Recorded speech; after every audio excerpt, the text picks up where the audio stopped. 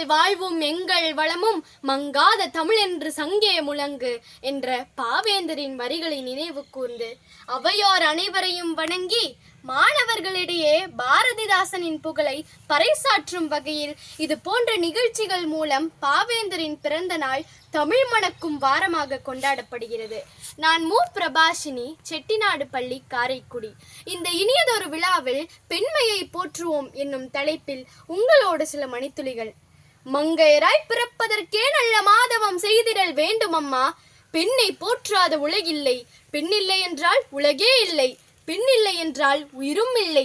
பெண்ணில்லை என்றால் உறவும் இல்லை. பெண்ணை புகழாத மொழி இல்லை. அப்படி ஒரு மொழி இருந்தால் அது மொழியே இல்லை. தாய் இல்லாமல் சந்ததி இல்லை.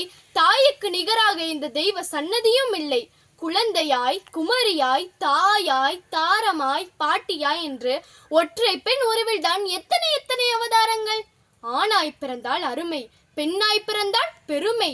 இந்த உலகத்தில் முதலில் தோன்றியது பெண்தான். ஆணினமே அவளுக்கு பின்தான். கனவிற்கும் கவிதைக்கும் மட்டுமல்ல பெண்கள், வண்ணத்திரைக்கும் சின்னத்திரைக்கும் அடிமை அல்ல பெண்கள். விளம்பரத்திற்கும் போகத்திற்கும் போதை பொருட்கள் அல்ல பெண்கள்.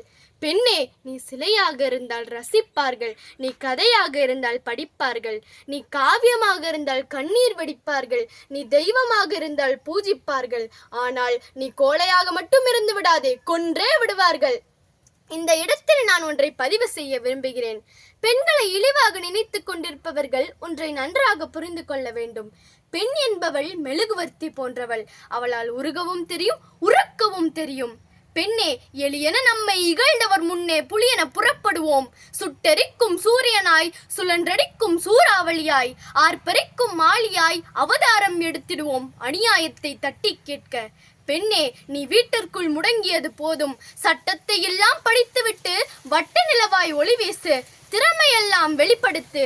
திட்டங்களை தீட்டி செயல்படுத்து. பெண்ணே, முடியாது என்ற சொல்லை மறந்துவிடு. கல்லாமை என்ற சொல்லை அறுத்துவிடு. பெண்ணே, நீ விழித்தழு, தலை நிமிர்ந்தழு, நீதிக்கு போராடு. பெண்ணடிமை விளங்கொடிப்போம், பேதமையை முறியடிப்போம். விண்ணெதிர குரல் எழுப்பி வீரமுடன் அணிதிரள்வோம். பட்டங்கள் ஆழ்வதும் சட்டங்கள் செய்வதும் பாரினில் பெண்கள் நடத்திடவே. நங்கையே, என் தங்கையே, நாட்டை யாழும் தகுதி உனக்கு உண்டு. நன்றாய் படி, பாரதி சொன்னபடி, பெரியார் என்னப்படி. கல்வி இல்லா பெண்கள் களநிலம், அந்நிலத்தில் புல் விளைந்திடலாம், நல்ல புதல்வர்கள் விளைவதில்லை என்று பெண் கல்வியே சமுதாய முன்னேற்றத்திற்கு ஒரே வழி என்று கூறுகிறார் பாவேந்தர் பாரதிதாசன்.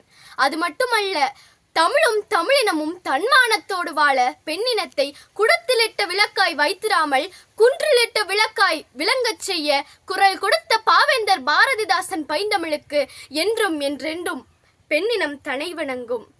சிங்கப்பெண்ணே, சிங்கப்பெண்ணே, ஆணினமே உன்னையே வணங்குமே.